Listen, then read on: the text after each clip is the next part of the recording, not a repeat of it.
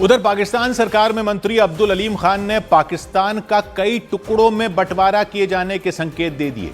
एक कार्यक्रम के दौरान उन्होंने इस बात का जिक्र किया कि पाकिस्तान में जल्द ही नए छोटे प्रांत बनाए जाएंगे ताकि शासन बेहतर हो सके।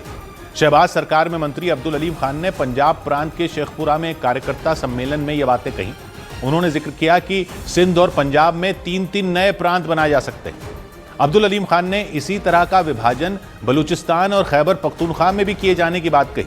मतलब मंत्री अब्दुल अलीम खान ने पाकिस्तान के 4 बड़े प्रांतों को टुकड़ों में बांटकर 12 प्रांत बनाने की योजना की तरफ इशारा किया। इस दौरान उन्होंने बिना नाम लिए छोटे प्रांत होने से भारत की तरक्की का जिक्र किया और अपनी मंशा जताई कि पाकिस्तान में भी वैसा ही होना चाहिए। अब्दुल अलीम खान की पार्टी IPP यानी इस्तेकाम-ए-पाकिस्तान पार्टी शहबाज शरीफ की गठबंधन सरकार का हिस्सा है, इसलिए उनके इस बयान के बाद पूरे पाकिस्तान में बंटवारे को लेकर एक नई बहस छिड़ गई और हर तरफ बड़े प्रांतों के टुकड़े किए जाने की चर्चा शुरू हो गई। कयास लगने शुरू हो गए कि 12 टुकड़ों में बांटे जाने पर पाकिस्तान के पंजाब प्रांत में उत्तर पंजाब, मध्य पंजाब और दक्षिण पंजाब जैसे नए प्रांत बनाए जा सकते हैं। इसी तरह सिंध में कराची सिंध, मध्य सिंध और उपरला सिंध बनाने की चर्चा तेज हो गई, जबकि खैबर पख्तूनख्वा को उत्तरी खैबर पख्तूनख्वा, दक्षिणी खैबर पख्तूनख्वा और फाटा रीजन को अलग प्रांत बनाने की बात कही जाने लगी। इसी तरह बलूचिस्तान को पूर्वी बलूचिस्तान, पश्चिमी बलूचिस्तान और दक्षिणी बलूचिस्तान में बांटने की योजना पर चर्चा शुरू हो गई। हालांकि पाकिस्तान सरकार की तरफ से इस तरह के बंटवारे पर कोई आधिकारिक बयान नहीं दिया गया और ना ही अपने मंत्री अब्दुल अलीम खान के बयान को गलत बताया गया, लेकिन बिलावल भुट्टो की पार्टी PPP यानी पाकिस्तान पीपल्स पार्टी ने अब्दुल अलीम खान के बयान का विरोध शुरू कर दिया और सिंध के मुख्यमंत्री और PPP नेता मुराद अली शाह ने धमकी देते हुए 2 टूक कह दिया कि अल्लाह के सिवा कोई भी सिंध को बांटने की ताकत नहीं रखता। PPP ने खुला ऐलान कर दिया कि शहबाज सरकार ने अगर प्रांतों के बंटवारे की दिशा में कदम बढ़ाया तो अंजाम बुरा होगा।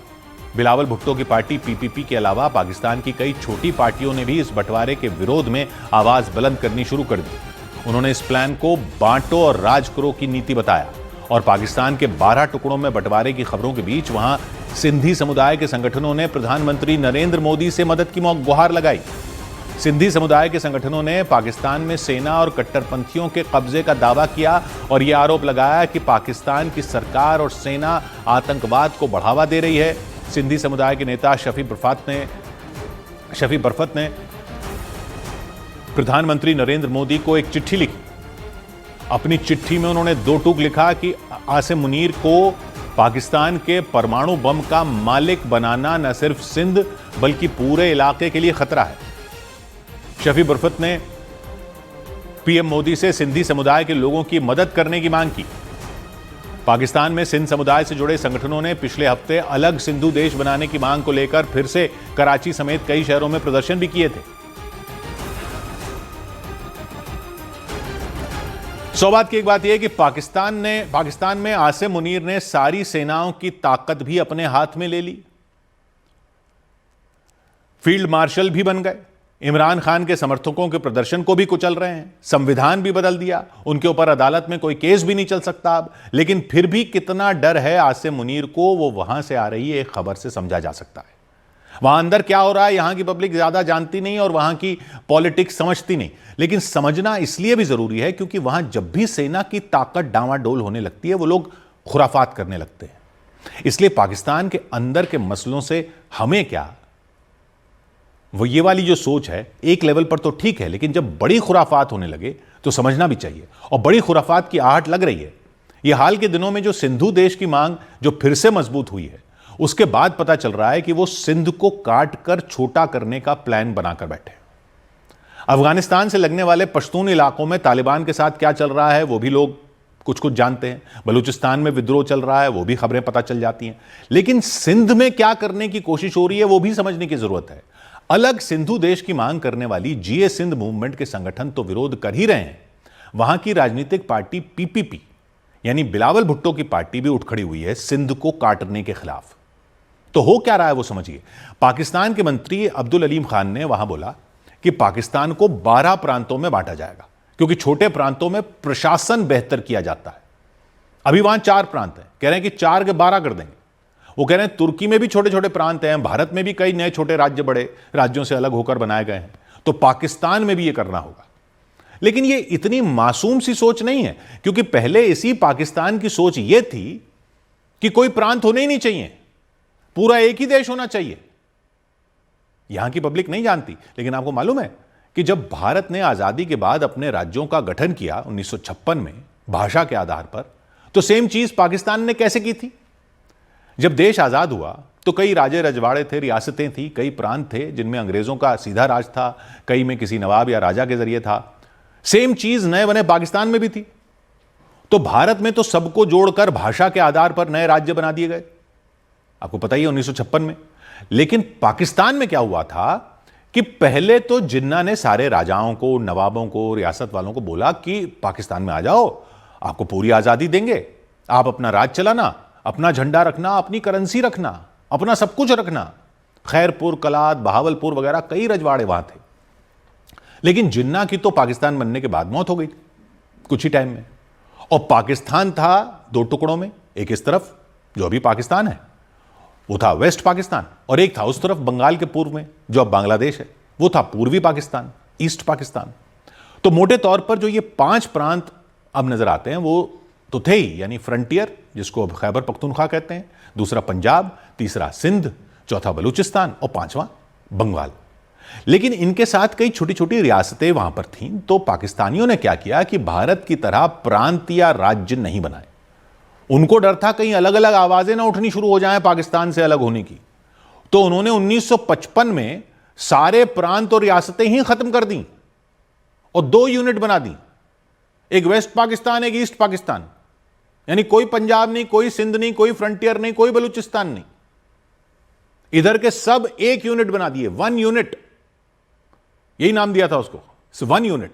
सारी रियासतों के राजाओं को जो आजादी का वादा करके पाकिस्तान में शामिल करवाया था जिन्ना ने, उनको भी झटका दे दिया, सब खत्म कर दिया। हुकूमत पंजाबियों के हाथ में थी, फौज पर पंजाबियों का कब्जा था, बाकी प्रांतों के लोगों की कोई सुन ही नहीं रहा था। जो भारत वाले इलाकों से मुसलमान जाकर बसे पाकिस्तान में, यानी यूपी, बिहार, मध्य प्रदेश, महाराष्ट्र, गुजरात वगैरह सब जगहों से जो मुसलमान वहां गए, उनको कहां बसा दिया? सिंध के शहरों में। पंजाब में बसे यहां के पंजाब से गए हुए मुसलमान, लेकिन बाकी जगहों से गए हुए मुसलमानों को बसा दिया सिंध में। तो पहले तो सबको सिंध के शहरों में बसा दिया, यहां से जो गए उर्दू बोलने वाले लोग। और सिंध में कराची और हैदराबाद जैसे बड़े बड़े शहर थे जहां हिंदू ज्यादा रहते थे, तो वहां बसा दिए उर्दू बोलने वाले, यहां से गए हुए लोग। उन लोगों ने दंगे करके हिंदुओं को वहां से पलायन करने पर मजबूर कर दिया। सिंधी मुसलमानों ने सिंधी हिंदुओं के खिलाफ दंगे ज्यादा नहीं किए थे, यहां से जो गए उन्होंने किए, और उनको वो जगह मिल गई बसने के लिए जो सिंधी हिंदुओं की थी। तो पाकिस्तान के पंजाब में तो पंजाबी बोलने वाले ही रहे, यहां से जो जाकर बसे वो भी पंजाबी बोलने वाले थे जो पंजाब में बसे। सिंध के बड़े इलाके में बसा दिए उर्दू बोलने वाले, और ये सब करने के बाद कह दिया आप कोई अलग प्रांत ही नहीं होगा, सब 1 यूनिट है। सिंधियों में, खैबर के लोगों में, बलोच लोगों में तभी से विद्रोह की चिंगारी भड़क गई थी कि 1 यूनिट के नाम पर उनकी पहचान को ही मिटाने का पूरा कार्यक्रम चला दिया था वहां के पंजाब के लोगों ने। वो तो फिर जब पूर्वी पाकिस्तान में पश्चिमी पाकिस्तान के खिलाफ विद्रोह हो गया और अलग बांग्लादेश की मांग उठी, तो फिर से वहां 4 प्रांत बनाए गए जो अब वहां के नक्शे पर आप देखते हो। NWFP यानी नॉर्थ वेस्ट फ्रंटियर प्रोविंस, जिसको अब खैबर पख्तूनख्वा कहते हैं, पंजाब, सिंध और बलूचिस्तान, फिर ये 4 बना दिए गए। फिर पूर्वी पाकिस्तान तो अलग ही हो गया, वो तो बांग्लादेश बन गया 1971 में। तो सिर्फ इधर वाला पाकिस्तान बचा, इसमें ये 4 प्रांत थे। लेकिन बलूचिस्तान में अलग विद्रोह की आग सुलग रही थी। बांग्लादेश बन गया तो सिंध में भी सिंधु देश की मांग उठ रही थी, और वजह यही थी कि सिंधी मुसलमानों को लगा कि पाकिस्तान बनने पर उनके साथ तो धोखा हो गया। सिंधी हिंदू तो भारत चले गए, उनकी जगह उर्दू बोलने वाले आ गए जो यहां से पलायन करके गए थे, और वो आज तक वहां अपनी अलग पहचान रखते हैं। उनको कहते ही है मुहाजिर, यानी जो पलायन करके यहां से गए। तो सिंधियों को लगा कि हमने मुहाजिरों को बसाने के लिए थोड़ा ही पाकिस्तान मांगा था, तो वहां अलग विद्रोह शुरू हो गया।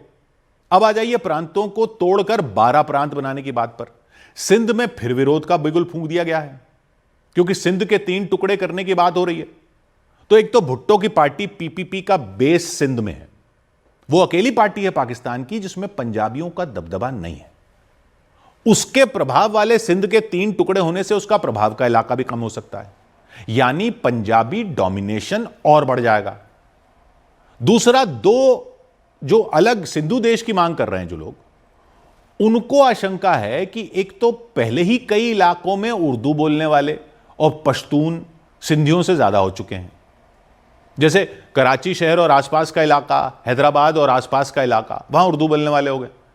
तो एक टुकड़ा सिंध का वो होगा जिसमें कराची होगा और शायद उसी में हैदराबाद भी हो, या हैदराबाद दूसरे इलाके में भी हो सकता है जो अलग प्रांत बना दे। तो ये 2 नए प्रांत इन दोनों शहरों की कमाई के सहारे ही चलेंगे, यानी 2 नए प्रांत हो जाएंगे उर्दू बोलने वालों के दबदबे वाले। यानी सिंध तो टूट जाएगा, छोटा हो जाएगा, यानी सिंध प्रांत रह जाएगा, बाकी बचे रेगिस्तान के गरीब इलाकों का, और सिंधी वहीं रह जाएंगे। यानी पहले सिंधियों के यहां यूपी वालों को बसाया, फिर उनकी भाषा उनके ही प्रांत से खत्म करवा दी, फिर एक यूनिट बनाकर सारे प्रांत खत्म कर दिए, उनकी अलग पहचान खत्म कर दी, और फिर जब दोबारा सिंध प्रांत बनाया तो अब उसको तोड़कर उसमें से उर्दू बोलने वालों को एक अलग प्रांत बनाने की साजिश लग रही है। सिंधु देश मांगने वालों को यह पूरी साजिश लग रही है, और भुट्टो की पार्टी वालों को लग रही है कि उनकी पार्टी को कमजोर कर रहा है। कराची से ही सिंधी भाषा गायब कर दी गई और अब कराची को ही सिंध से अलग करने की प्लानिंग है। यानी मुनीर का शासन बहुत डरा हुआ है, बलोच विद्रोहियों से डरा हुआ है और सिंधु देश की मांग से डरा हुआ है। छोटे प्रांतों में बेहतर प्रशासन होगा, यह बहाना बनाकर अपना सिंहासन बचाने की प्लानिंग चल रही है, ताकि विद्रोहियों को टुकड़ों टुकड़ों में तोड़ दिया जाए। इसलिए हमें भी समझने की जरूरत है कि वहां हो क्या रहा है, क्योंकि उस प्रेशर कुकर में भाप बहुत ज्यादा होती जा रही है, सीटी बजे जा रही है, ज्यादा उसको दबाया गया तो यह फट भी सकता है। टुकड़े ऐसे उछलेंगे कि कोई यहां गिरा कोई वहां गिरा। 100 बात की एक बात,